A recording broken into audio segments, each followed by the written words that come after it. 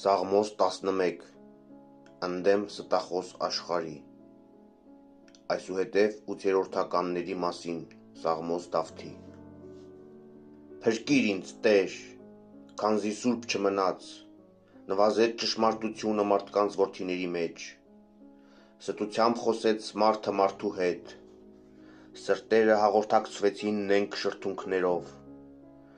Տերը կոչնչացնի բոլոր նենգ շրթունքներն ու լեզուները մեծախոս, որոնք ասացին. երկարեցնենք մեր լեզուները, մեր շրթունք ունենք, արդ ով է մեր Տերը, աղքատի տառապանքին և տնանկի հեծության համար, այժմ ես կելնեմ, ասում է Տերը, կբերեմ իմ փրկությունը և վստահ կլինեմ նրանց վրա,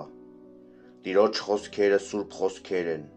ինչպես ընտիր ու փորձված արծաթ, յոտնապատիկ մաքրված և զտված հողից, Դու Տեր, պահպանեցիր մեզ և փրկեցիր այս ազգից մինչև հավիտենություն,